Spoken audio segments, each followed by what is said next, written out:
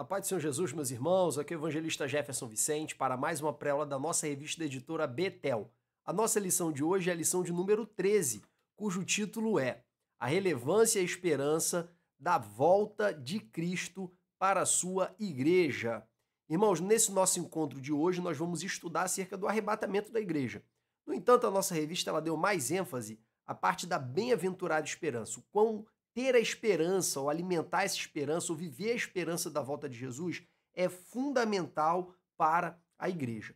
Irmãos, acerca desse tema arrebatamento da igreja, eu acredito que eu fiz um vídeo muito completo, destrinchando todas as teorias acerca do milênio e acerca da volta de Cristo, pré-tribulacionistas, mesotribulacionistas, pós-tribulacionistas, amilenistas, pós-milenistas, pré-milenistas históricos, dispensacionalistas. Nós vimos aí a contento todas as nossas correntes doutrinárias mais importantes do meio ortodoxo e, claro, me posicionei numa posição que costuma ser semelhante à da Assembleia de Deus no tocante à ressurreição, a milênio e tudo mais, mas é diferente no tocante ao momento do arrebatamento. De acordo com o meu entendimento desenvolvido lendo a Bíblia Sagrada, o arrebatamento da igreja não ocorrerá 7 anos antes da segunda vinda de Jesus, porque a Bíblia só fala de uma segunda vinda, ela não fala de 2 segundas vindas. Eu sei que é um tema polêmico, no entanto, eu acredito que eu deixei isso muito claro, com todos os fundamentos muito bem explicados, no livro que, salvo engano, foi produzido no segundo trimestre de 2022, na revista que falava sobre o Apocalipse, no caso, na lição 4. Eu vou deixar a descrição desse vídeo aqui, se você quiser se aprofundar, eu tenho certeza que esse vídeo está extremamente completo e ele com certeza vai servir de base para você ter um conhecimento profundo sobre o assunto. Amém? Então hoje a gente não vai gastar muito tempo com essas questões, com esses debates teológicos, tudo bem? Vamos enfatizar os temas que falam sobre a esperança da igreja e no final eu vou apresentar o ponto de vista dispensacionalista, que é a corrente principal que vigora nas Assembleias de Deus, tá? Eu vou deixar para vocês então na descrição do vídeo, aqui embaixo, o link para vocês acessarem esse vídeo de 2022, que ficou muito bom, muito completo. Ele realmente esmiuça todos os principais textos que falam sobre o assunto da volta de Jesus e o arrebatamento da igreja. Agora, irmãos, eu quero já destacar para vocês de cara, se você é professor de escola bíblica dominical e você precisa ministrar uma aula sobre esse assunto, você não pode deixar de ler os textos mais importantes que falam sobre a segunda vinda de Jesus. São 1 Coríntios capítulo 15, Mateus capítulo 24, 1 Tessalonicenses capítulo 4, do versículo 13 ao capítulo 5, versículo 11, 2 Tessalonicenses capítulo 2, do versículo 1 ao 11, e também Apocalipse capítulo 19, do versículo 11 até o final do capítulo 20. Você não pode deixar de ler, você tem que conhecer bem, dominar esses textos bíblicos, para você poder falar com desenvoltura, até para você não ficar expondo pontos de vista que você recebeu de terceiros, e sim bebendo diretamente da fonte, que é a palavra de Deus, que são as escrituras. Então a minha recomendação é, antes de começar a assistir essa aula, se você puder parar e mergulhar nesses textos bíblicos aqui, eu tenho certeza que isso vai ajudar demais a você compreender de maneira mais profunda o que vai ser ministrado aqui. Agora, se você não tem esse tempo, você está vendo essa aula rápida, tenta ler depois, mas não deixe de ler esses textos, tá? Eles são imprescindíveis para a formação do seu conhecimento, para você ministrar uma aula com excelência. Até para você que não vai ministrar aula, eles são de suma importância, porque eles são os textos que falam de maneira mais clara acerca da segunda vinda de Cristo. Hoje estamos na última aula do terceiro trimestre de 2024, estamos entrando na próxima lição, no quarto trimestre de 2024, com a revista Os 10 Mandamentos. Irmãos, vai ser um grande prazer estar ministrando esse conteúdo para vocês acerca dos 10 mandamentos e certamente, nós vamos andar juntos durante esse percurso da ministração da revista Os 10 Mandamentos, como nós temos feito nos últimos 2 trimestres. Nós estamos aí toda semana ministrando aula para vocês, tá bom? E por fim, eu quero agradecer nesse momento introdutório, né? Agradecer a todos os apoiadores do canal. Você sabe, se você quiser se tornar um apoiador do canal, tem um link aqui embaixo na descrição do vídeo, do Apoia-se.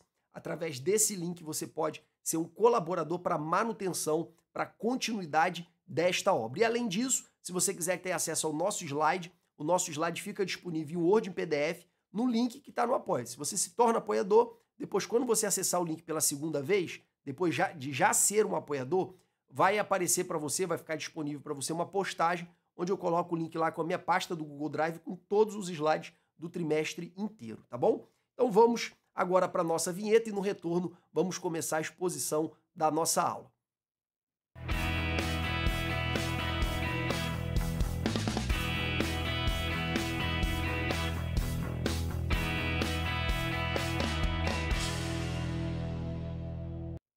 O primeiro tópico da nossa exposição, irmãos, é o fundamento da esperança.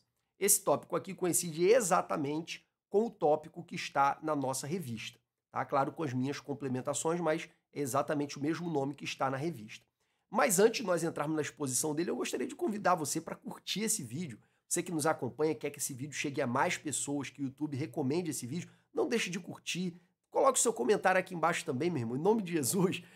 Faz um elogio, faz uma pergunta, faz uma crítica, fala o que você quiser, mas interage para que o algoritmo entenda que esse nosso vídeo gera engajamento. E também não deixe de compartilhar nos seus grupos de WhatsApp, com os professores de Escola Bíblica Dominical, para que esse conteúdo chegue ao maior número de pessoas possível, tá bom? Vamos então avançar. O fundamento da esperança. Em primeiro lugar, irmãos, quando a gente fala de fundamento da esperança, a gente tem que lembrar que a bem-aventurada esperança, da qual nós falaremos daqui a pouco, ela está totalmente associada com as promessas do Antigo Testamento acerca do reino de Deus. Se você ler Isaías capítulo 9, Isaías capítulo 11, Isaías capítulo 35, Jeremias capítulo 23, 2 Samuel capítulo 14, que fala sobre o descendente de Davi que teria um reino eterno. Se você ler Daniel 2, Daniel 7, enfim, está espalhado por todo o Antigo Testamento diversas promessas acerca do reino de Deus. E essas promessas, elas podem se subdividir em três grupos. Promessas de reino da perspectiva política, que é a independência nacional de Israel, sob o reinado de um descendente de Davi, que subjuga todas as nações inimigas. Nós temos uma segunda linha de promessa. Essa segunda linha de promessa é uma segunda linha de promessa de bênçãos extraordinárias, como, por exemplo, derramado do Espírito Santo, cura de todas as doenças, e muitos outros milagres que acontecerão na vinda do Messias, e uma terceira linha de promessa, que é a linha de promessa escatológica, que fala acerca do fim de tudo, tá? Fala acerca de novo céu, nova terra. Não, esse termo acho que só encontra no Novo Testamento. Não fala exatamente assim, mas fala de sinais no céu, como o sol se escurecer, a luz se converter em sangue. Fala também acerca da ressurreição dos mortos, dos justos ressuscitarem para reinar com o Messias eternamente, e das outras pessoas, dos ímpios, ressuscitarem para o desprezo eterno. Então existem todas essas profecias no Antigo Testamento. As mais importantes para o Novo Testamento, sem dúvida alguma, estão em Daniel capítulo 7 e Daniel capítulo 12, porque elas são as mais claras acerca dessa ressurreição dos mortos, dessa descida do Filho do Homem, do Messias do céu. Então essas profecias de Daniel capítulo 7, Daniel capítulo 11, sem dúvida alguma, são uma das mais importantes. E é sobre elas que eu quero falar com vocês aqui agora, porque sem compreender essas profecias aqui, irmãos, você não entende o Apocalipse, você não entende o linguajar de Paulo, o linguajar de Jesus, porque o linguajar do Novo Testamento é baseado no Antigo. Então vamos analisar aqui Daniel capítulo 7, olha como é que está escrito. E continuei olhando, até que foram postos uns tronos. Tá vendo que está no plural, né? Tá vendo que está no plural, né? Isso aqui não é sem significado não, tá? Medita. Jesus falou também que os seus discípulos se assentariam em 12 tronos, certo? Paulo falou em 1 Coríntios capítulo 6 que nós julgaríamos o mundo e os anjos, certo? Apocalipse capítulo 20, versículo 4, fala que nós também nos assentaremos nos tronos para julgar e para governar. Então medita, tá? Vamos lá. E um ancião de dias se assentou, e sua veste era branca como a neve, o cabelo de sua cabeça como a limpa lã, e o seu trono chamas de fogo, e rodas dele fogo ardente. Um rio de fogo manava e saía de diante dele, milhares e milhares o serviam, e milhões de milhões estavam diante dele. Assentou-se o juízo e abriu-se os livros. Quando você lê Apocalipse capítulo 20, conforme eu indiquei para você, você vai encontrar lá os livros e o livro. O livro é o livro da vida e os livros são os livros que têm um relato das ações de todos os seres humanos. Então tem o livro e os livros. E estava olhando nas minhas visões da noite, e eis que vinha das nuvens do céu um homem um como filho do homem. Olha porque que Jesus se refere a ele mesmo como filho do homem. E dirigiu-se ao ancião de dias e o fizeram chegar até ele. Ele se achegou até Deus.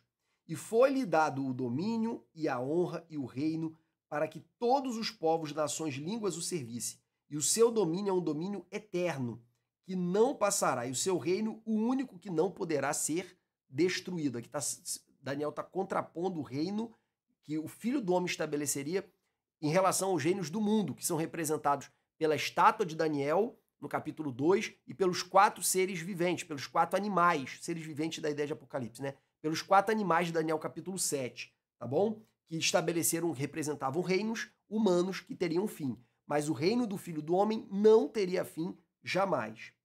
Mas os santos do Altíssimo receberão o reino, quer dizer, juntamente com o Filho do Homem, os santos do Altíssimo, que somos nós, receberão o reino e possuirão o reino para todos sempre, de eternidade e eternidade.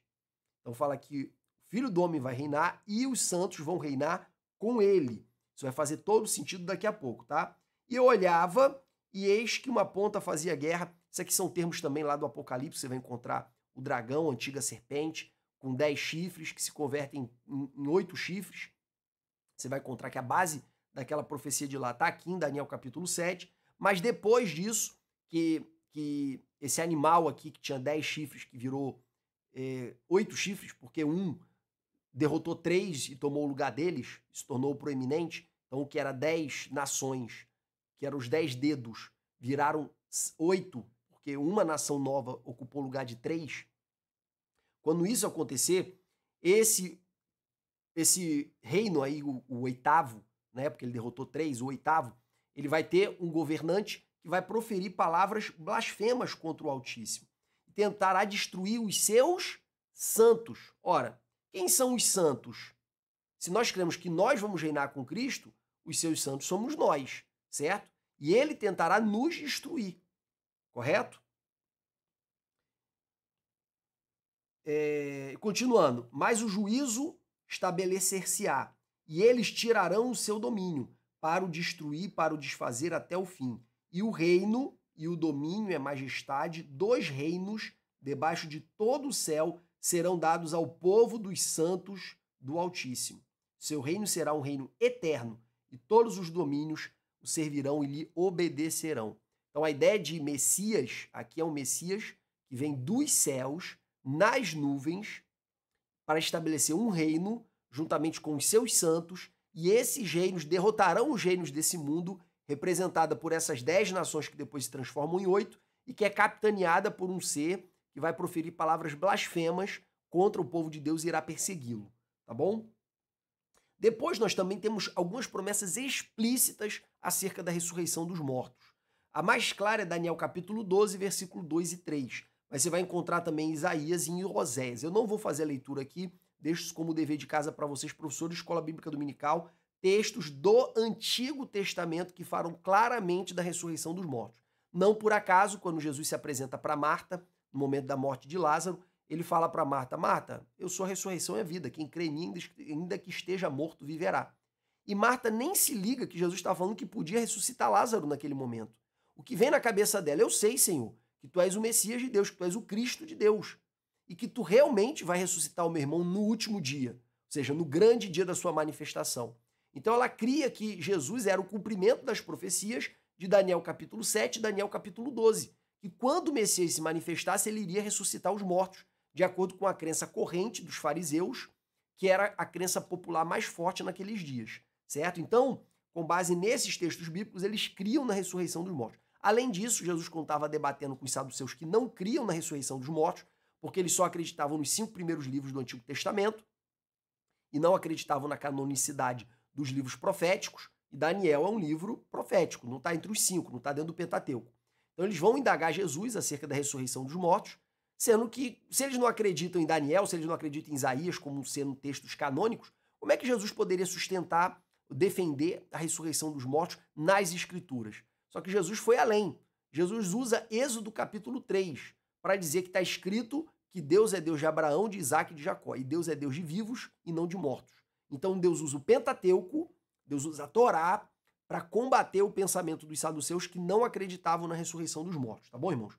Então a base dos textos, os textos mais claros são esses aqui, mas também nós temos outros, tá? Esses aqui são os mais claros que falam acerca da ressurreição dos mortos lá no Antigo Testamento e conectam essa ressurreição dos mortos a partir do texto de Daniel, a vinda do Filho do Homem, a vinda do Messias.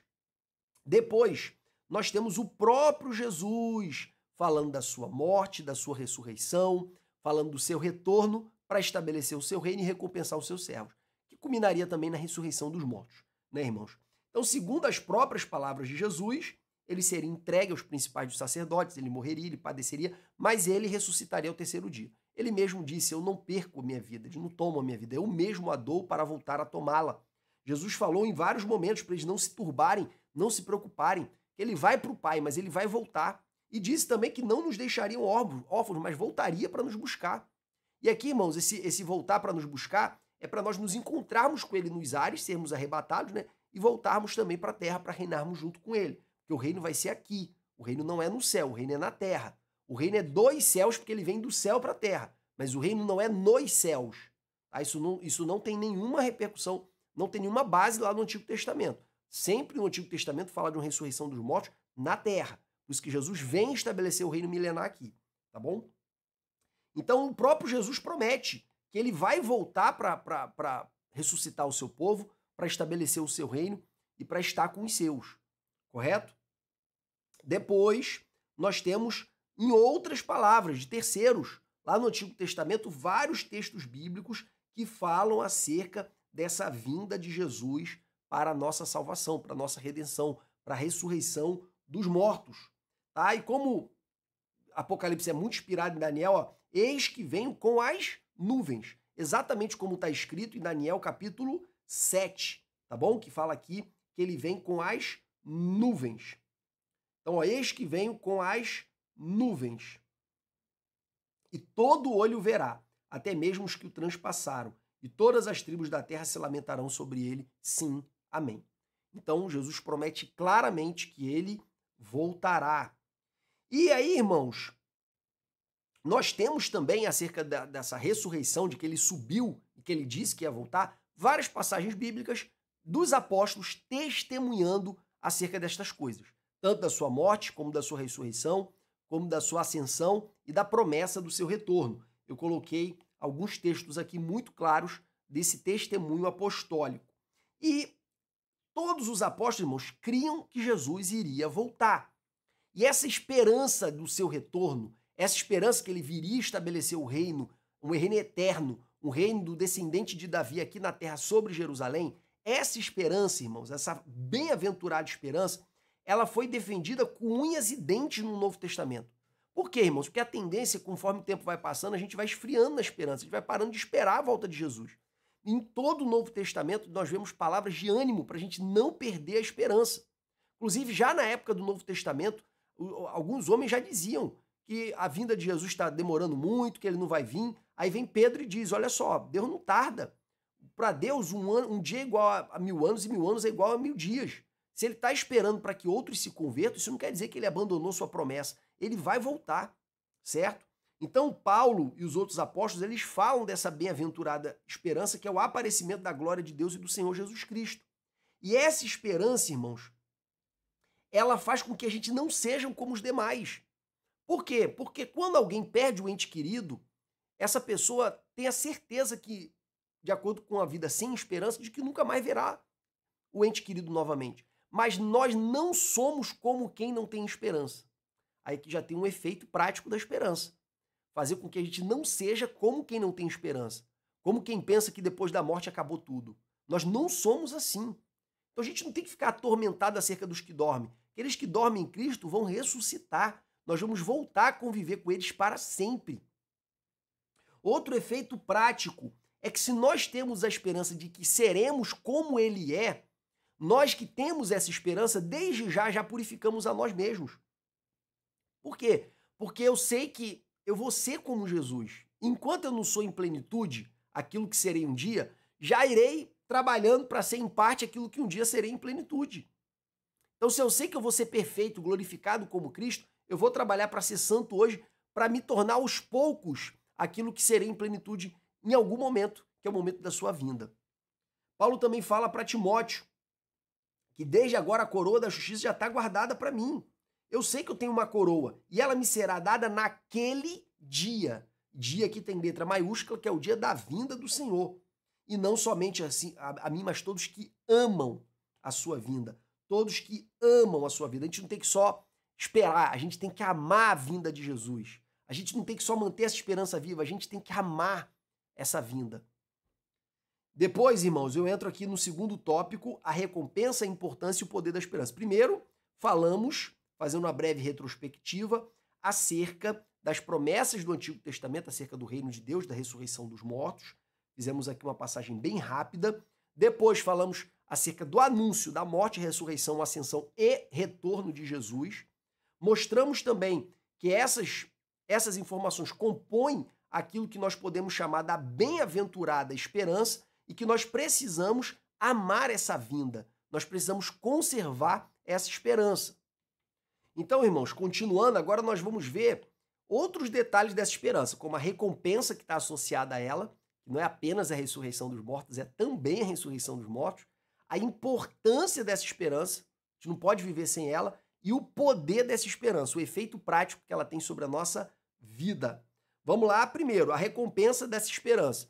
Irmãos, quando a gente crê que Jesus vai voltar, a gente não crê apenas que ele vai voltar para nos salvar, para nos buscar, para nos transformar num corpo glorioso tal qual o dele. Nós também cremos que ele vai nos recompensar na sua vinda. O seu galardão que ele tem para nós, que é um galardão de acordo com como ele disse naquela passagem do jovem rico, que nada do que vocês fizeram para mim, para o reino de Deus, deixará de ser recompensado pelo menos 100 vezes mais, tanto nessa vida com tribulações, como no reino vindouro. Então existe um depósito, existe um tesouro que a gente está acumulando com Cristo e que ele será concedido no momento da sua vinda. A nossa coroa, nosso galardão, a nossa recompensa será dada no momento da sua vinda. E aí, irmãos, tem vários textos bíblicos que falam acerca de galardão, que falam acerca de recompensa. De tal modo, irmãos, que nós precisamos crer que existe uma recompensa. E como é que vai se dar, Jefferson, essa recompensa? Quando ele vier, ele vai dar a recompensa. A recompensa, irmão, lá não é no céu, tá? A recompensa não é no céu. No céu a gente vai viver em paz e tranquilidade no paraíso com Cristo. E estar com Cristo é muito melhor do que estar aqui. No entanto, ainda não é o galardão. Olha como é que Jesus diz: eis que cedo venho, e o meu galardão está comigo para dar a cada um segundo as suas obras. Quer dizer, a gente vai receber o galardão quando Jesus vier. O galardão vai ser na terra. E lembre-se que não vai todo mundo morrer na grande tribulação, vai continuar tendo gente aqui, vai continuar tendo casa, tendo carro, tendo sítio, tendo casa de praia, vai continuar tendo tudo funcionando aqui durante o milênio, certo? E nós vamos receber a recompensa no milênio. Como que se dará essa recompensa? Eu não posso dizer exatamente como será, mas certamente inclui bens materiais. Porque está escrito, vocês vão receber 100 vezes mais, tanto agora com tribulações como no reino vindouro. Então, no reino vindouro tem recompensa, tem galardão. Amém? Depois, nós temos também outra vantagem associada a essa esperança da vinda de Jesus. Qual é outra vantagem relacionada à vinda de Jesus? É que nós vamos receber autoridade para julgar. Os 12 apóstolos vão sentar sobre 12 tronos e vão julgar as 12 tribos de Israel. Paulo fala que nós todos vamos assentar em tronos e vamos julgar tanto o mundo quanto os anjos. E Apocalipse 20, versículo 4, fala acerca de tronos que irão julgar, certo? Então nós vamos julgar os homens, nós vamos julgar os anjos. Olha o tamanho da autoridade que nós receberemos. Por isso, irmão, que a gente tem que ser santo. A santidade não garante a nossa salvação. A busca pela santidade é um requisito imprescindível para quem busca, para quem quer ser salvo. A busca pela santidade. Mas não necessariamente a gente vai alcançar. O próprio Paulo falou, não atingiu o alvo ainda, certo? Mas prossigo para ele. Então é o prosseguir que me dá a certeza de que eu estou no processo da salvação. E não o alcançar. O alcançar não depende de mim. Então, claro que ninguém vai alcançar a plenitude da santidade em vida, certo? É só quando Jesus voltar que esse corpo corruptível será transformado num corpo incorruptível. Então, o que basta para a gente, porém, está no estado de busca da santidade. Tá? Isso aí é mais do que suficiente. É a busca permanente, ainda que sabendo que não alcançaremos em plenitude agora e ainda, certo? Mas por que a gente tem que viver debaixo dessa busca? Porque um dia tu vai sentar para julgar os homens. Imagina, pô, tu vai julgar as pessoas sendo que tu é muito pior do que eles, mesmo depois de anos na presença do Senhor. Complicado, né? Complicado. Então, queridos, nós vamos receber, além de galardão, nós vamos receber também a autoridade para julgar. Além disso, nós também vamos receber autoridade para governar no reino milenar. Nós vamos receber autoridade. Por isso que a Bíblia diz, ó, ser fiel até a morte, dar-lhe a coroa da vida. O que é a coroa da vida, irmãos? Irmãos, coroa é para reinar. Está escrito também lá em 1 Pedro capítulo 2 que nós fomos chamados para ser um reino de sacerdote. Depois em Apocalipse fala que ele vai nos constituir em Apocalipse 1 como reis e sacerdotes. Então a gente vai ser rei, por isso que a gente vai ter uma coroa de vida. É uma coroa que garante que a gente vai ter a vida eterna e também vai reinar, certo? E aí o Apocalipse também fala, guarda o que tem para que ninguém tome essa coroa. Essa coroa está esperando por você. Não perca essa coroa. E aí, irmãos, como que vai se dar essa coroa, esse reino? Apocalipse 2, 26, 27 fala, o que vencer darei com que governe as nações e regerá com vara de ferro. Nós vamos reinar sobre as nações com o Messias, com o nosso mestre. Quando ele voltar, nós vamos governar com ele, irmãos. Os textos são claros. Apocalipse 5:10 fala que nós vamos reinar sobre a terra. Está claro dizendo que nós vamos reinar. Depois, Apocalipse 20, do 4 ao 6, então, é mais claro ainda, falando desse governo, que tem como base Daniel capítulo 7, assim, de maneira mais clara. Nós vamos governar com ele. E no 22:5 também fala desse governo. Correto? Quais são os critérios para assumir os postos no reino de Deus? Os discípulos discutiam muito quem ia ser maior no reino. E aí, irmãos, os critérios, primeiro, que a gente pode destacar é o trabalho, né? Porque quanto maior o galardão, eu acredito que maior também será o posto. No entanto, existem também outros critérios de ordem moral que não diz respeito apenas a trabalho, que é aquele que quiser ser o maior no reino, tem que ser o menor hoje. Aquele que quiser ser grande no reino, hoje tem que ser servo. Aqueles que quiserem ser os primeiros terão que ser os últimos serão os primeiros. Então, quanto menor você for hoje, maior você será no reino. É um dos critérios que Jesus nos ensina acerca de quão grande nós seremos no reino.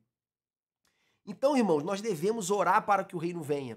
Orar para que o reino venha é orar para que a justiça domine contra a injustiça.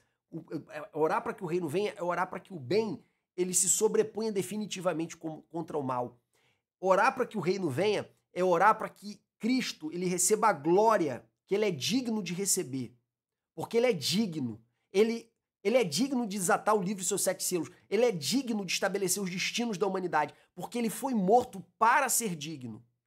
Então o reino diz respeito à dignidade de Cristo em primeiro lugar. Mas em segundo lugar, diz respeito também à redenção da criação. Porque toda a criação geme aguardando a adoção dos filhos de Deus, porque a criação ela foi maculada com espinhos e abrolhos depois do pecado de Adão. Então ela também vai ser redimida. Então, em primeiro lugar, o reino precisa vir para a glória de Cristo e a glória de Deus. Segundo lugar, para a redenção de toda a criação. Terceiro lugar, que a gente pode destacar, para que o bem vença sobre o mal, para que a luz vença sobre as trevas, para que a justiça vença sobre a justiça. Em quarto lugar, por causa da nossa recompensa, que se dá através de galardão, que é a recompensa mais direta, se dá através de autoridade para julgar e também se dá através de autoridade para governar. Tá? Então a gente tem que orar para que esse reino venha. E aqui eu estou te dando 4 motivos para a gente orar para que esse reino venha, para que seja feita a vontade de Deus assim na terra como é feita no céu. A vontade dele tem que prevalecer nesse mundo. E por fim, o reino também tem que vir, irmãos, porque quando o reino chegar, ele enxugará dos nossos olhos toda a lágrima. Toda a lágrima. Então olha quantas promessas extraordinárias associadas com a volta de Cristo, o estabelecimento do reino. Olha quantas promessas extraordinárias. E eu poderia citar aqui inúmeras outras. A paz entre toda a criação, entre os animais, a criança brinca com o lobo, o cordeiro brinca com o lobo, a criança brinca com a serpente. A gente pode falar aqui de inúmeras profecias do Antigo Testamento que irão ocorrer no reino. E por tudo isso, a gente tem que desejar que ele venha. Mas também porque ele enxugará dos nossos olhos toda a lágrima. Aleluia.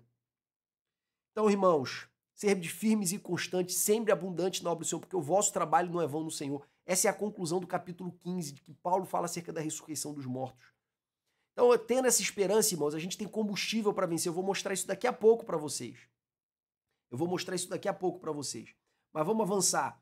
Vamos agora, irmãos, analisar 1 Coríntios capítulo 15, que fala do principal evento da vinda de Cristo. É o principal fato para nós acerca da vinda de Jesus, que é a ressurreição dos mortos. Não tem como falar, irmãos, de reino sem falar de que Jesus ressuscitou e que nós vamos ressuscitar também. Porque a ressurreição de Cristo e a nossa ressurreição são condições sem as quais é impossível o estabelecimento sobrenatural do reino. É impossível. O reino, ele se estabelece a partir da ressurreição. É por isso que a ressurreição é tão importante no pensamento de Paulo. Mas alguns irmãos da igreja de Corinto estavam falando que não tinha ressurreição dos mortos. Aí primeiro Paulo fala, olha só, Cristo apareceu primeiro para Pedro, caso para Maria, depois para Pedro, depois para os 11, depois apareceu para aproximadamente 500 pessoas, depois para Tiago, depois para os demais apóstolos, depois para mim como um abortivo, ou seja, como por acidente. Ele apareceu para tanta gente e nós temos testemunhado. Eu citei vários textos para vocês antes acerca desse testemunho. Nós temos testemunhado acerca da ressurreição. Ora, se Cristo não ressuscitou, em primeiro lugar, não há ressurreição dos mortos. Isso não há ressurreição dos mortos, Cristo não ressuscitou. Só que tem um porém. Todo sofrimento, toda perseguição que a gente sofre, toda luta, toda calúnia, toda difamação, todo tipo de arbitrariedade que nós vivemos, tudo isso faz sentido a gente viver porque nós sabemos que um dia o bem vai triunfar sobre o mal, que um dia a justiça vai triunfar sobre a justiça, porque um dia nós vamos ser galardoados, nós vamos ser recompensados. Não apenas a justiça de Deus vai ser distribuída de um modo geral, mas ela também vai ser feita na nossa vida. É por isso que hoje a gente não tem que buscar vingança. É por isso que hoje a gente não tem que buscar ser exaltado sobre a vida dos outros, ainda que Deus possa fazer isso, mas isso não tem que ser uma busca. Porque a gente sabe que tudo isso vai acontecer na vinda dele. Só que se Cristo não ressuscitou dos mortos, irmãos, como é que ele vai voltar se ele não ressuscitou dos mortos? Vã é a nossa fé. É isso que Paulo fala para a igreja de Corinto. Vã é a nossa fé. E aí, irmãos, eu não vou ler com vocês, mas desculpa, se você for dar uma aula desse assunto e não ler esse texto, e até você que não vai dar aula, você tem que ler 1 Coríntios capítulo 15. É o coração desse estudo. É o coração desse estudo. O que Paulo está dizendo, então, é que comamos e bebamos, porque logo morreremos. Quer dizer, se tudo vai acabar, por que a gente vai continuar renunciando? Por que a gente vai continuar abrindo mão? Por que a gente vai continuar sofrendo? Porque se tudo vai acabar com a morte, por que a gente está lutando tanto? Então, queridos, se Cristo não ressuscitou, não há ressurreição. Se não há ressurreição, a gente também não vai ressuscitar. Se a gente não vai ressuscitar, comamos e bebamos, porque logo morreremos. Essa é a conclusão de Paulo, certo? Então, irmãos, depois ele não fala só disso, ele fala também de como vai ser essa ressurreição, que vai ser no corpo glorioso, no corpo espiritual.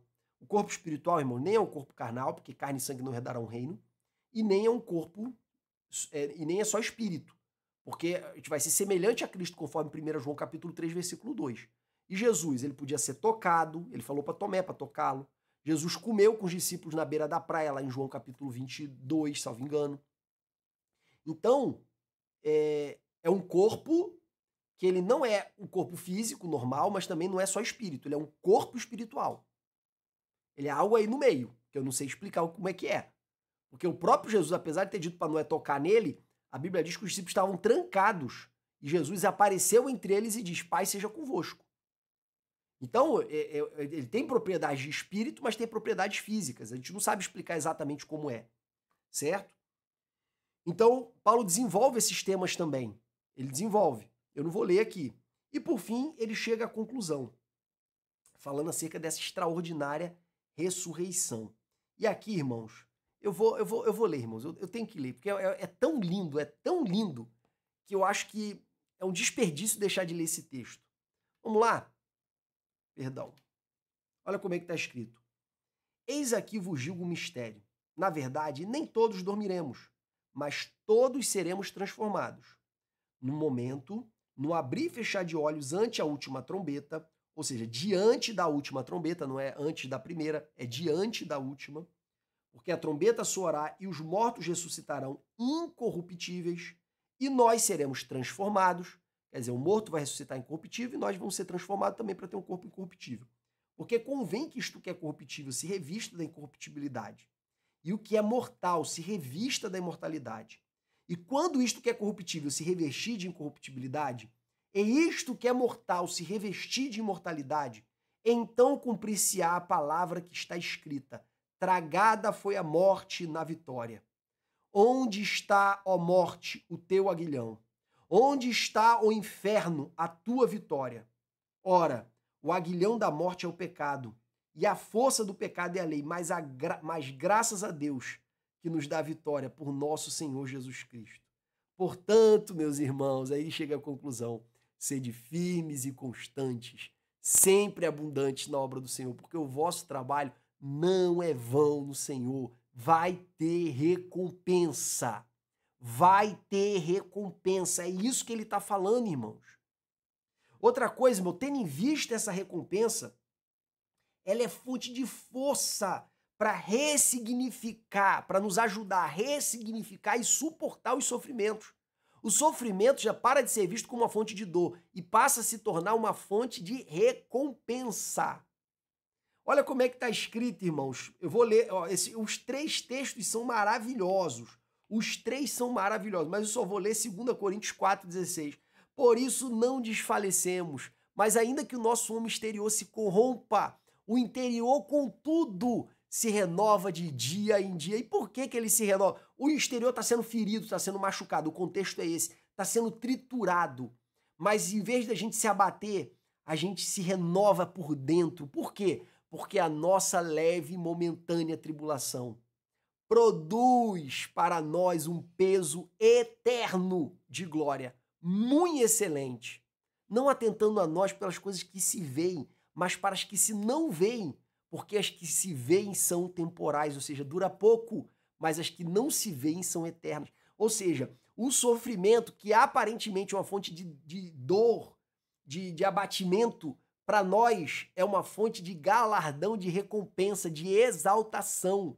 Aí você entende por que os discípulos se regozijavam por terem sido achados dignos de padecer as mesmas aflições que Cristo.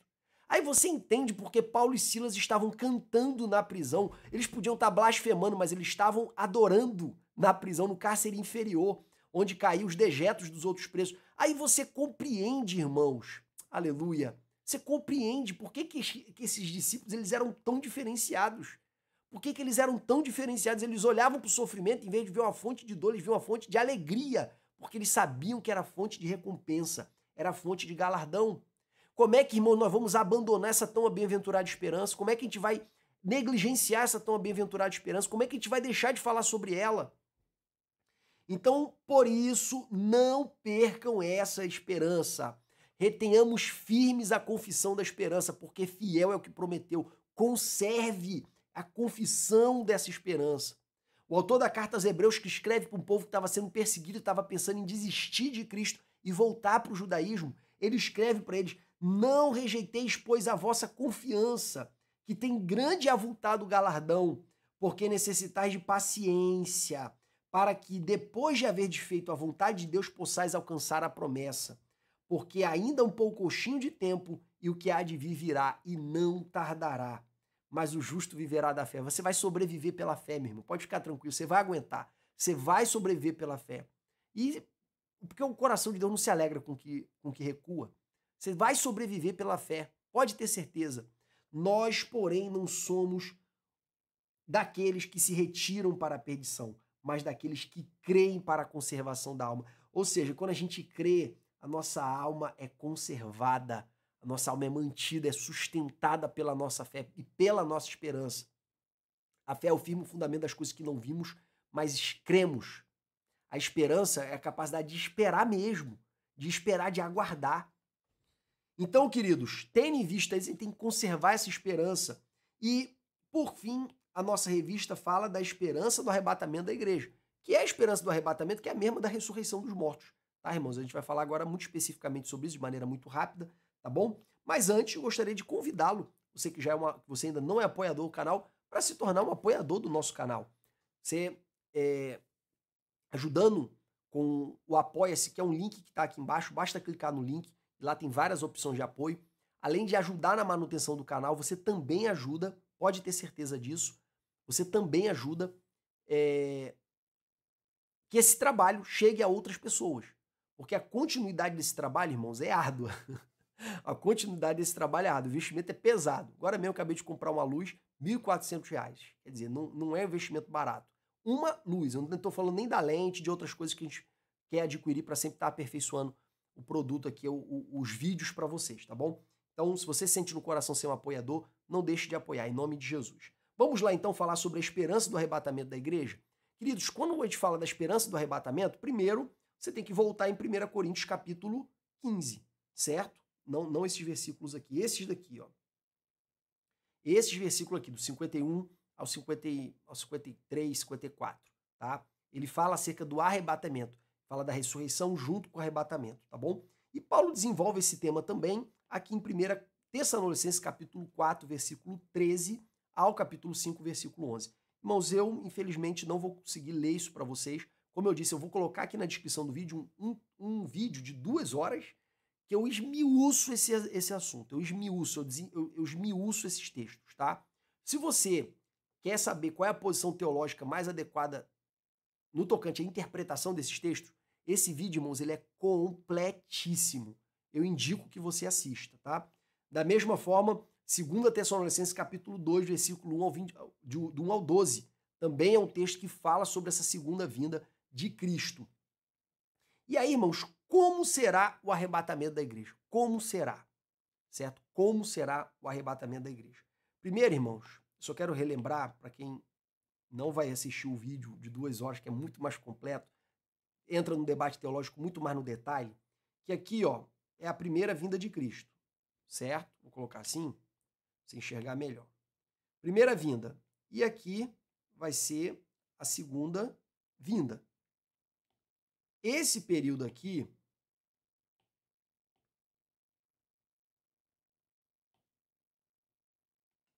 vai ser o período do milênio, correto? Os 1000 anos de governo de Cristo juntamente com a sua igreja. E esse período, e aqui, ó, a segunda vinda de Cristo, como Jesus disse, todo olho verá e toda língua confessará. Assim como o relâmpago sai do Oriente e vai para o Ocidente, assim será a vinda do Filho do Homem, certo? Todo olho vai ver. A corrente que tem mais fundamento histórico diz o seguinte, que a segunda vinda de Cristo vai ocorrer junto com o arrebatamento. Tá? Então você tem arrebatamento mais... Ou, na verdade, não é mais não, é junto. Tá? Segunda vinda visível. Vai acontecer junto. O que vai acontecer? Jesus vem, para nos ares, a igreja é arrebatada, ressuscitamos com Cristo nos ares e depois descemos juntamente com ele para derrotar os reinos que estão cercando Israel e estabelecer o reino milenar de Cristo. Certo? Essa é a corrente que a gente chama de pré-milenismo histórico. Tá? Os amilenistas são assim também, todos creem assim historicamente. Tá? E de 200 anos para cá surgiu uma nova corrente que diz que não, que a segunda vinda de Jesus vai se dividir em 2 etapas. Uma primeira, que vai ocorrer, aqui ó, deixa eu destacar aqui para vocês, aqui é o período da grande tribulação, tá? 7 anos, 3 anos e meio de paz, 3 anos e meio de guerra, certo? Que Jesus viria 2 vezes. Jesus viria nos ares para arrebatar a igreja.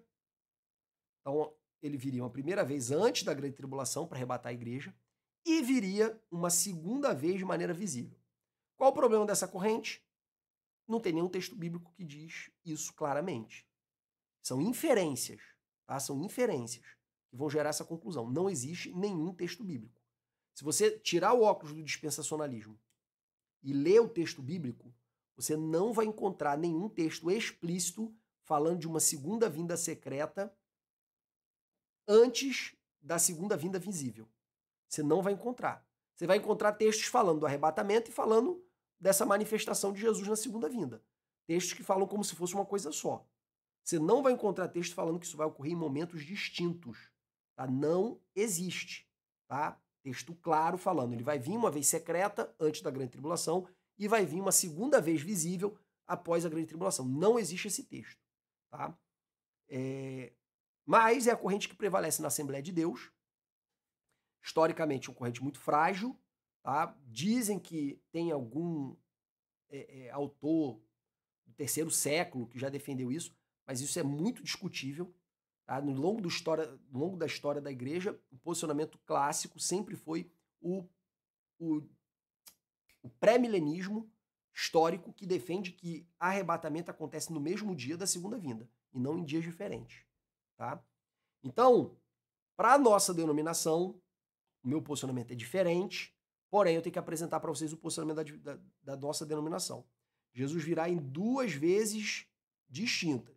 Uma para arrebatar a igreja nos ares, antes da grande tribulação, e outra após a grande tribulação, junto com a igreja, direto. Corrente pré-tribulacionista, pré-milenista histórica. Não. Isso tudo vai acontecer uma única vez.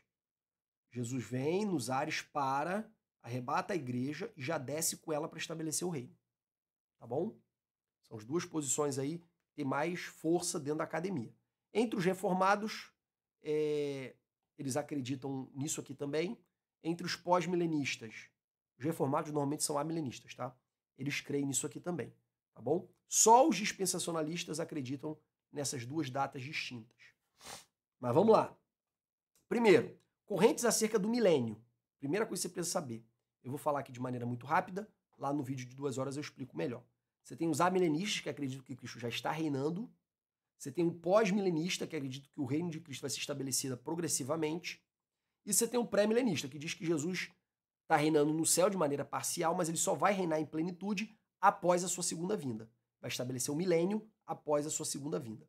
Dentro do pré-milenismo, você tem o pré-milenismo histórico, que acredita na segunda vinda junto com o arrebatamento da igreja, e tem o dispensacionalismo, que também crê que o milênio é depois, mas divide a segunda vinda em 2 etapas.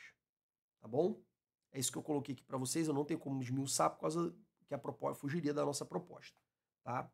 Explicações do dispensacionalista. Explicação dispensacionalista, ou explicações do dispensacionalismo. Eles dizem que a segunda vinda de Jesus, mais uma vez vai ser secreta, nos ares, ninguém vai ver, certo? E depois vai ter uma vinda visível. Os argumentos já foram debatidos no outro vídeo. Eles dizem que vai ser de surpresa, tá? Ninguém tem como imaginar. Eu digo que vai ser de surpresa mesmo, mas para os ímpios, para quem está precavido, conforme está escrito em 1 Coríntios capítulo 5, versículo 5, salvo engano, não vai ser surpresa. A gente não vai saber o dia e a hora. O dia e a hora ninguém vai saber, mas a gente vai poder estimar, certo? Mais ou menos a partir dos sinais. Mas não vai saber o dia e a hora. Quer dizer, o momento exato ninguém vai saber. Mas a estimativa é possível pelos sinais, conforme eu mostrei no outro vídeo. Tá? E aí, irmãos, independentemente de qual corrente você siga, o resto é tudo igual. O resto é tudo igual. Todo mundo, dispensacionalista ou não dispensacionalista, acredita no arrebatamento. O momento é diferente, mas todo mundo crê no arrebatamento. Segundo, todo mundo crê na ressurreição dos mortos, todo mundo crê em corpo glorificado e todo mundo crê no reino milenar de Cristo, se você já é da linha pré-milenista, tá? Independentemente do pré-milenismo histórico ou dispensacionalista, tá bom? Os dois acreditam que o reino vai ser estabelecido após a vinda de Jesus. Show de bola? Vamos lá. Consequência dessa vinda. Aí aqui eu tô meio que seguindo a revista, né? Consequência dessa vinda vai ser o nosso corpo glorioso, tá? Que vai ser a ressurreição dos mortos, um corpo que vai ser semelhante ao de Jesus. Esse corpo vai ser incorruptível, conforme a gente já viu em 1 Coríntios capítulo 15. Eu já coloquei o texto para vocês, eu não vou repetir. E eu acrescento Filipenses capítulo 3, versículo 20 a 21, que fala desse corpo glorioso também, que vai ser semelhante ao corpo de Jesus. Correto? Atenção, eu já disse isso antes, não é um corpo meramente físico, porque carne e sangue não vão herdar o reino de Deus, mas também não é um mero espírito, porque dá para tocar, vai ser capaz de comer, tá bom? Vai ser como o corpo de Jesus. Vai ser o meio termo aí, eu não vou saber explicar exatamente como é isso, certo? Que aí eu foge da minha alçada. Mas é o meio termo aí entre um corpo físico e um corpo espiritual. Amém? Que Deus abençoe os nossos irmãos. Uma boa aula para todos vocês em nome de Jesus.